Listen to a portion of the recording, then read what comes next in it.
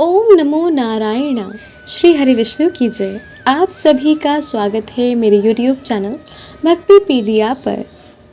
आप सभी को कार्तिक के पावन मास की हार्दिक शुभकामनाएं। आज के इस वीडियो में आप रसपान करेंगे कार्तिक मास महात्म्य की पहले अध्याय का। तो आइए श्रवण करते हैं। मैं सिमरू माता शारदा बैठे जिह्वा आए, कार्तिक मास की कथा लिखे कमल हर्षाए।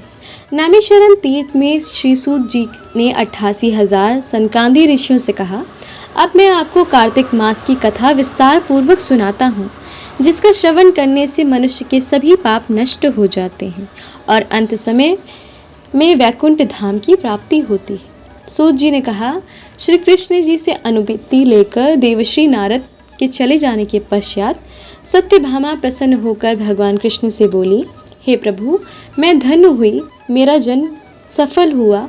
मुझ जैसी त्रिलोक्य सुंदरी के जन्मदाता भी धन्य है, जो आपकी 16,000 स्त्रियों के बीच में आपकी परम प्यारी पत्नी बनी। मैंने आपके साथ नारद जी को वह कल्प वृक्ष आदि पुरुष विधि पूर्वक दान में दिया, परंतु वही कल्प वृक्ष मेरे घर लहराया करता है। ये बात मृत्युलोक में किसी स्त्री को ज्ञात नहीं है। हे त्रिलोकीनाथ, मैं आपसे कुछ पूछने की इच्छुक हूँ। आप मुझे कृपा करके कार्तिक महात्म्य की कथा विस्तार पूर्वक सुनाइए, जिसको सुनकर मेरा हित हो और जिसके करने से कल्प पर्यंत भी आप मुझसे विमुख ना हो।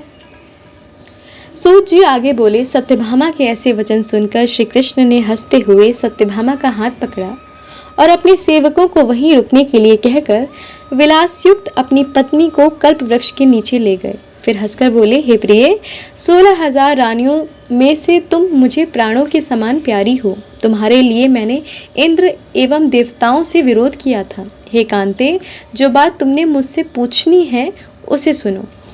एक दिन मैंने तुम्हारी इच्छा पूर्ति के लिए गरुड़ पर सवार होकर इंद्रलोक जाकर कल्प वृक्ष मांगा। इंद्र द्वारा मना किए जाने पर इंद्र और गरुड़ में घोर संग्राम हुआ और गौलोक में भी गरुड़ जी की गौओं में युद्ध हुआ। गरुड़ की चोट से उनके कान व पूंछ कटकर गिरने लगी, जिससे 3 वस्तुएं उत्पन्न हुई। कान से तंबाकू, पूंछ से गोभी और रक्त से मेहंदी बनी। इन तीनों का प्रयोग करने वाले को मोक्ष नहीं मिलता। तब गौओं ने भी क्रोधित होकर गरुड़ पर वार किया, जिससे उनके 3 पंख टूटकर गिर गए।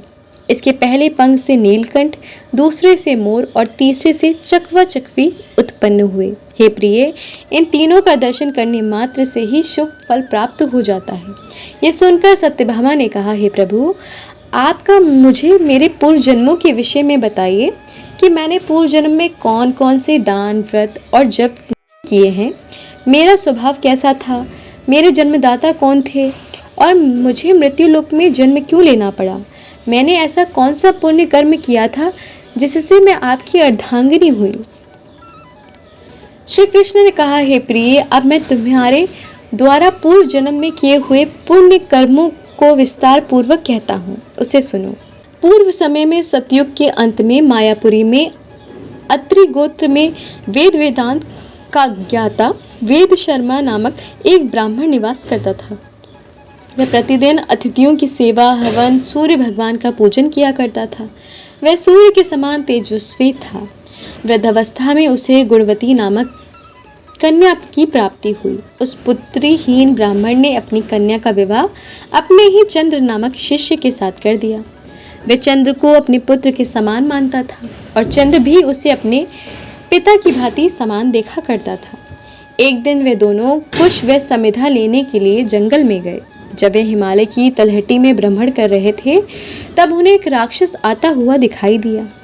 उस राक्षस को देखकर भय के कारण उनके अंग शिथिल हो गए और वे वहां से भागने में भी असमर्थ हो गए। तब उस काल के समान राक्षस ने उन दोनों को मार डाला। चूंकि वे धर्मात्मा थे, इसीलिए मेरे पार्षद उन्हें मेरे वैकुंठ धाम मेरे पास ले आए। उन दोनों द्वारा आजीवन सूर्य भगवान की पूजा किए जाने के कारण मैं दोनों पर अति प्रसन्न हुआ।